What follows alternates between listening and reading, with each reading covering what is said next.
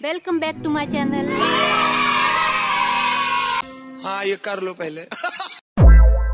Payment कर देने के बाद मेरे पास आखिर में बच गए थे, मैं नहीं बताऊंगा, पे जिसे लेकर मैं बैंक गई। म्यूजिक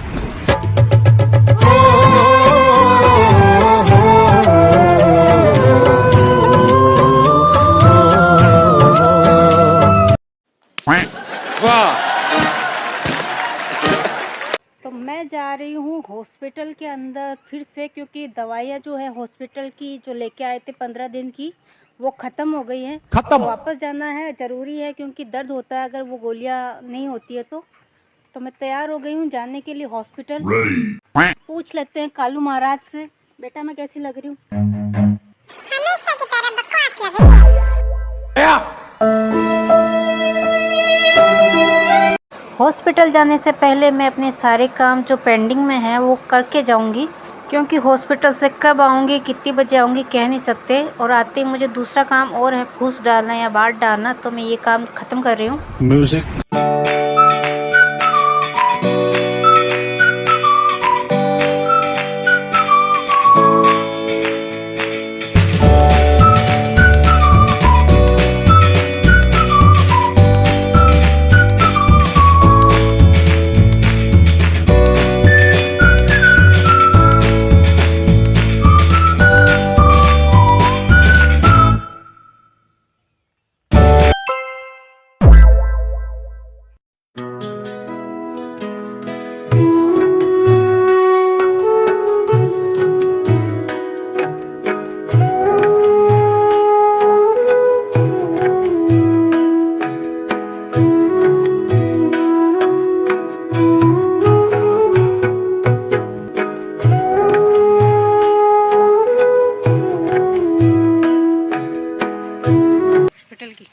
हॉस्पिटल चल रहे सुना को बैठ जाऊंगी तो वही फोन रखूंगी, बता दे हॉस्पिटल जा रहे सुना को।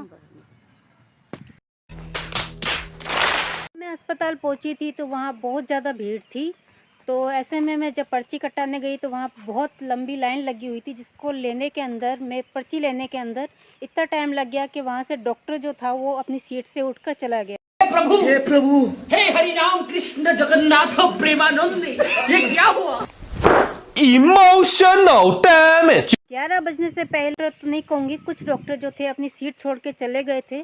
पता नहीं उस दिन क्या था ऐसा, लेकिन मैंने सोचा कि थोड़ी देर में आ जाएंगे, लेकिन गार्ड जो था वो आया वहाँ पे। उन्होंने कहा कि डॉक्टर तो गए, आज छुट्टी है, कल आना। The next morning. दूसरा दिन म्यूजिक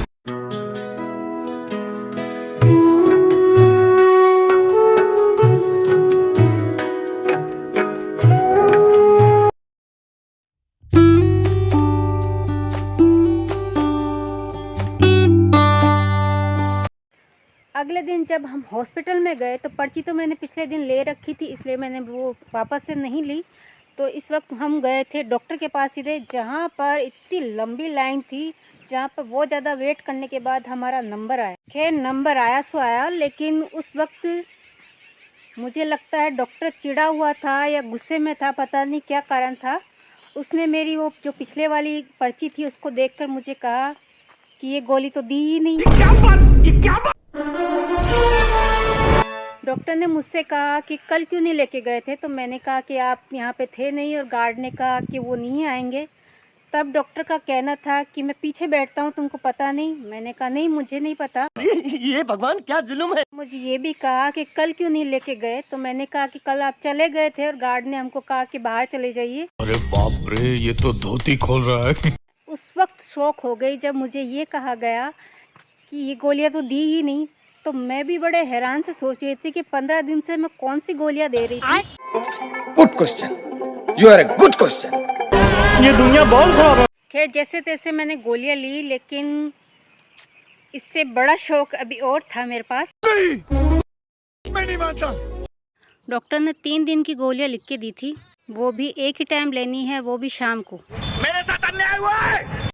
मतलब ये है कि 2 दिन बाद में हमको वापस आना होगा, वापस लाइन में खड़ा रहना पड़ेगा। दोनों इसलिए खड़े रहते हैं क्योंकि मेरी माँ कहती है कि तू बैठ जा, मैं खड़ी रहूँगी। निजी कारणों की वजह से हम दोनों ही लाइन में खड़े रहते हैं। लेकिन मुद्दा ये नहीं है, मुद्दा ये था कि कम से कम 5 दिन की लिखनी चाहिए थी। उम्र को देखते हुए कम से कम इतना तो हो ही सकता था। बात तो सही है। अब ये क्या है? ये वो घाघरे के टूक हैं जिनको सिलाने के लिए मेरी माँ देके आई थी। लेकिन किंतु परंतु बंधु बंद करो हाथ जोड़ के मैं। लेकिन इन्हें सिला ही नहीं गया। कारण क्या था? मैं नहीं बताऊंगा। कारण ये था कि अगले को टाइम ही नहीं मिला इनको सिलने का। ये बात सुनकर मेरे पिता ने कहा, देखे भी उसको आए हो जिससे 2 वक्त की रोटी नहीं बनती।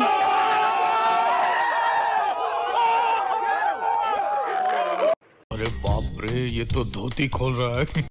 तो मुझे मिल चुकी है मई महीने की पूरी तनख्वाह, जो कि मेरी भैंस की वजह से मिली है।